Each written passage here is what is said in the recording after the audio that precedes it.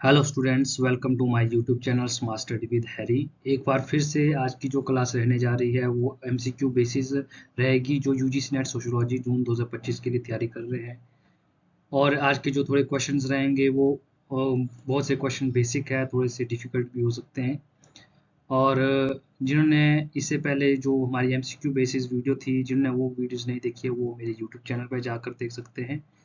चलिए आज की इस क्लास को स्टार्ट करते हैं। जो हमारा पहला क्वेश्चन रहने जा रहा है उसमें पहला क्वेश्चन हमारे पास है, दुर्खिम ने धर्म की उत्पत्ति संबंधी सिद्धांत किस पुस्तक में लिखे हैं? आप लोगों के पास ऑप्शन है, society of religion, elementary form of religious life, magic science religion and other essays, इनमें से कोई। आपके लिए मैं 2 से 5 मिनट का सेकंड दूंगा, उस बीच में आपका आंसर आ जाना चाहिए। अपने पास आप नोट कर सकते हैं और अपने मार्क्स को देख सकते हैं कितने मार्क्स आप लोगों के बन रहे हैं।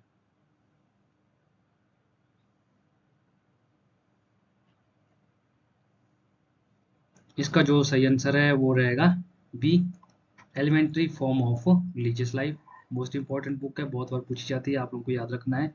नेक्स्ट क्वेश्चन, दुर्खिम के अनुसार धर्म का सर्वाधिक आदिम प्रकार है। ऑप्शन है आतंकवाद, जादू, प्रकृतिवाद और टोटमवाद।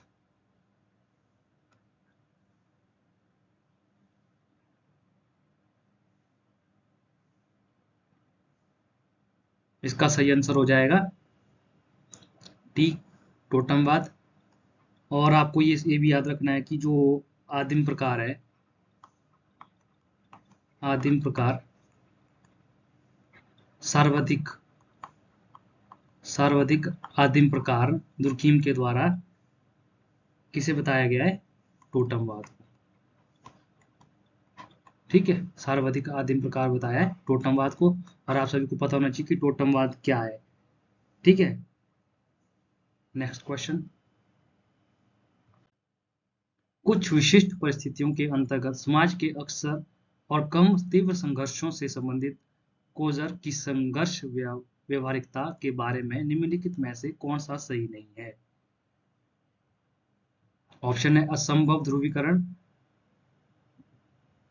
बाधित नवाचार, प्रामाणिक नियंत्रण को सक्रिय करना, वास्तविक जागरूकता फैलाना।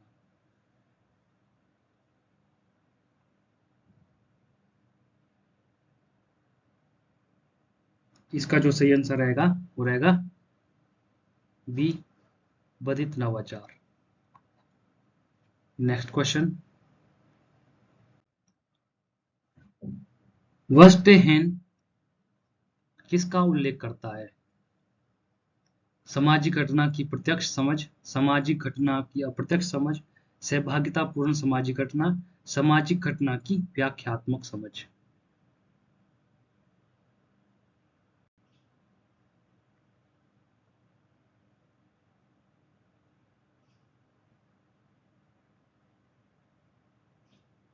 इसका जो सही आंसर रहेगा वो रहेगा डी, सामाजिक घटना का व्याख्यात्मक समझ। ठीक है, नेक्स्ट क्वेश्चन, निम्नलिखित में से कौन सा आदर्श प्रकार के सही नहीं है? यह प्रकृति में व्यक्तिनिष्ठ है, यह वास्तविक का प्रतिनिधित्व है, यह एक विश्लेषणात्मक निर्माण है, यह एक आदर्श रूप में नैतिक रूप से सही है।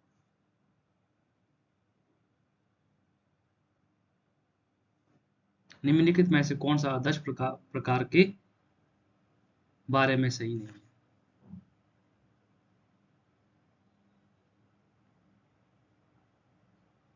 जो इसका सही आंसर हो जाएगा वो हो जाएगा डी, यह एक आदर्श रूप में नैतिक रूप से सही है।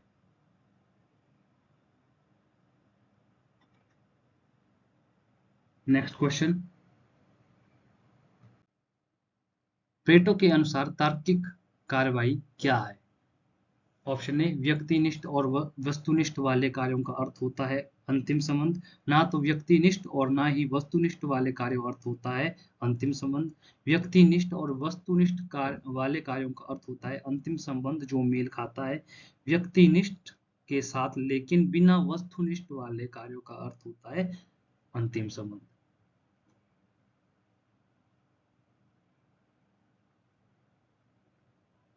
देख लीजिए, आपको पता होना चाहिए प्लेटो ने क्या दिए थे, 2 प्रकार की क्रियाएं बताई थी, तार्किक और अतार्किक।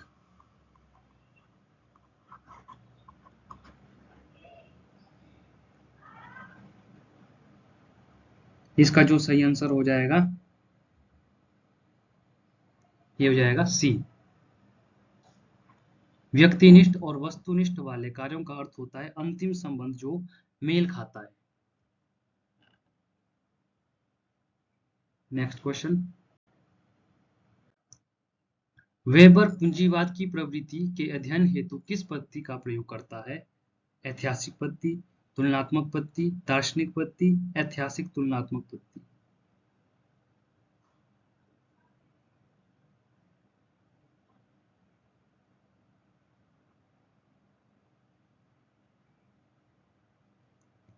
इसका जो सही आंसर रहेगा वो रहेगा डी, ऐतिहासिक तुलनात्मक पद्धति।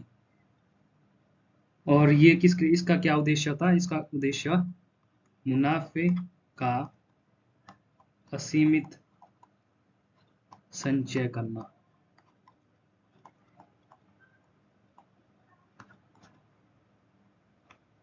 ये इसका क्या था? उद्देश्य था। ठीक है, नेक्स्ट। कार्ल मार्क्स के लिए लंपट सर्वहारा में अभिप्राय है मजदूरी करने वाले वो निम्न वर्ग, मजदूरी करने वाले संविदा श्रमिक, भिक्षुक, असंगठित क्षेत्रों के मजदूर व छोटे अपराधी, सभी श्रमिक, स्त्रियों, किसान व अपराधी।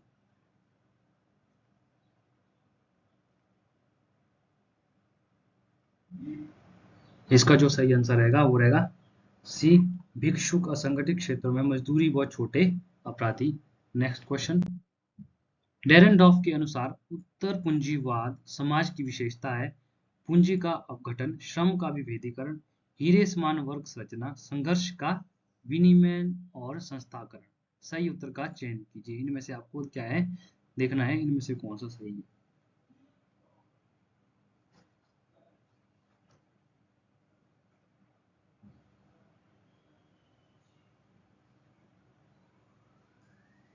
देख लीजिए इसमें कौन सा। पूंजी का अपघटन ये सही है, श्रम का विभेदीकरण ये सही है, हीरे समान वर्ग संरचना ये हमने क्या है पढ़ा नहीं है, ये गलत है। संघर्ष का विनिमय और संस्थानकरण ये क्या है सही है। 1, 2 एंड 4 ये सी। सी इसका क्या हो जाएगा सही आंसर हो जाएगा। Next question. साम्यवादी घोषणा पत्र किस वर्ष प्रकाशित हुई? 1846, 1848, 1850, 1847।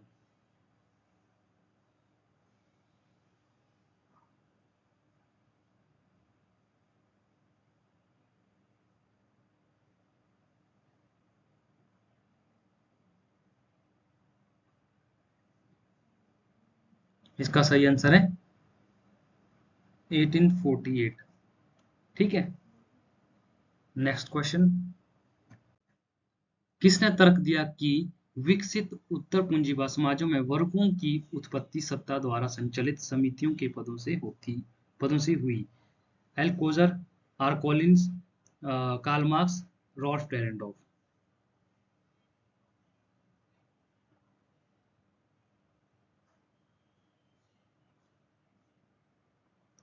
देख लीजिए हमें यहाँ पर क्या बोल रहा है, सत्ता द्वारा संचालित, यहाँ से हमें आंसर पकड़ना है।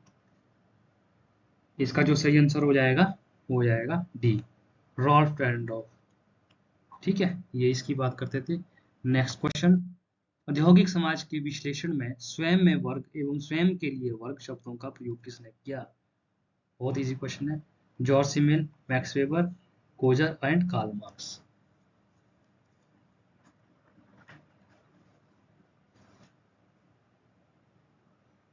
इसका जो सही आंसर हो जाएगा वो हो जाएगा D, Karl Marx. Next question. धर्म का सामाजिक सिद्धांत किसने प्रतिपादित किया? Karl Marx, Emmanuel Durkheim, Max Weber and Taylor.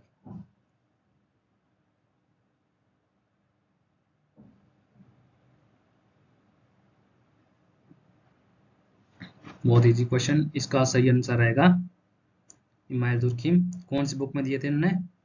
Elementary form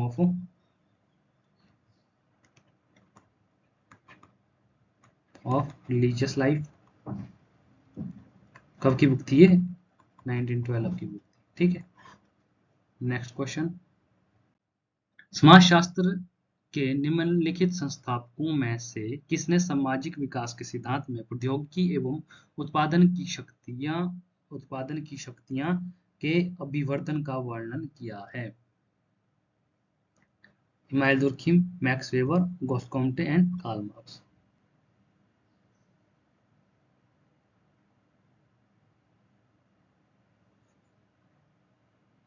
easy question है, कार्ल मार्क्स इसका सही आंसर।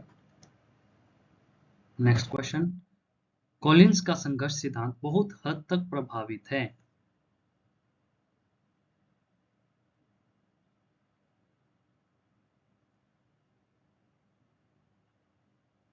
मैक्स वेबर एवं इमानुएल दुर्खिम से, घटना विज्ञान एवं निर्जातिपत्ति विज्ञान से, कार्ल मार्क्स एवं आर डेरेनडॉर्फ से, प्रकार्यवाद एवं नव प्रकार्यवाद से। इसका जो सही आंसर हो जाएगा वो जाएगा बी, घटना विज्ञान एवं निर्जातिपत्ति के विज्ञान से। ठीक है, नेक्स्ट क्वेश्चन। संघर्ष की प्रकृति के बारे में सूत्र किसने प्रस्तुत की? Marx, Simmel, Dahrendorf and Coser.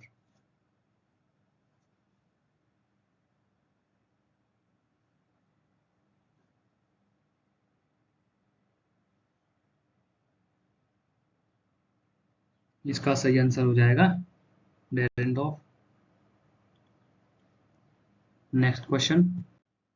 सभ्यता के विकास के लिए खानाबदोश एवं खेतीहार के मध्य संघर्ष आधारभूत होते हैं। इस मानव आधारित समाज के संघर्ष के एक सिद्धांत को किसने विकसित किया? Polybius, David Hume, Karl Marx, Ibn खाल्डून।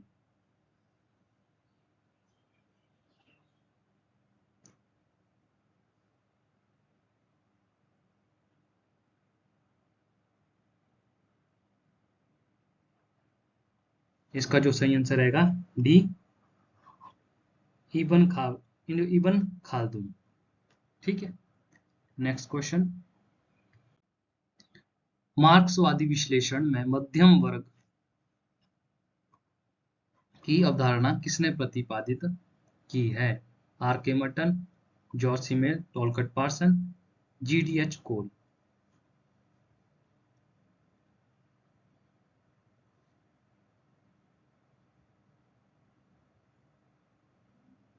Sorry, ये थोड़ा क्वेश्चन, इसमें जो ऑप्शंस थे ये सभी के सभी क्या है, गलत है। मध्यम वर्ग की बात किसने की थी? मार्क्सवादी विश्लेषण में मध्यम वर्ग की अवधारणा किसने दी थी? ये थे डेरेनडॉर्फ, रॉल्फ डेरेनडॉर्फ। और इनका प्रमुख योगदान वर्ग सिद्धांत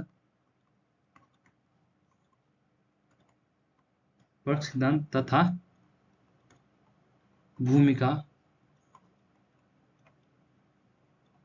भूमिका सिद्धांत के क्षेत्र में था इनका। वर्ग सिद्धांत और भूमिका सिद्धांत, जिसे क्या वर्ग संघर्ष भी कहा जाता है। ये आपको याद रखना है, भूमिका सिद्धांत। ठीक है, एक इसका था रॉल्फ डेरेनडॉर्फ। Next question. निम्नलिखित में से किसने निषेध की व्याख्या सामाजिक नियंत्रण के यंत्रकारी रूप में की है? ऑप्शन है Peter Berger, Raymond Firth and Thomas Luckmann, Emmanuel Durkheim.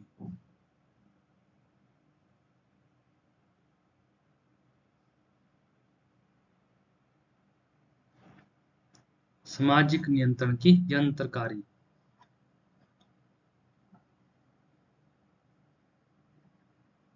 इसका जो सही आंसर हो जाएगा वो हो जाएगा इमानुएल दुर्खिम, डी। ठीक है, नेक्स्ट क्वेश्चन। निम्नलिखित में से किसने सामाजिक विश्लेषण में पूंजीवाद की मनोभावना की अवधारणा को प्रयुक्त किया है? Max Weber, Daniel Bell, Ralf Dahrendorf और पीटर ड्रैकर।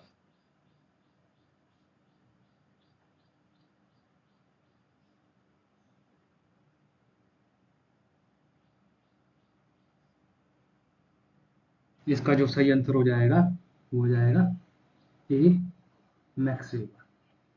ठीक, आज की क्लास में हमने 20 मोस्ट इंपॉर्टेंट क्वेश्चन को किया, जिनकी आने की संभावना यूजीसी नेट जून 2025 2025 में हो सकती है। इनमें से कुछ ना कुछ आपको क्वेश्चन से यूजीसी नेट में देखने में मिलेंगे। और इससे पहले जो वीडियोस हमने की है, वीडियोस में कुछ क्वेश्चन को सॉल्व किया है, उसको आप मेरे यूट्यूब चैनल पर जाकर देख सकते हैं और यूट्यूब चैनल से जुड़ सकते हैं। Thank you and have a nice day.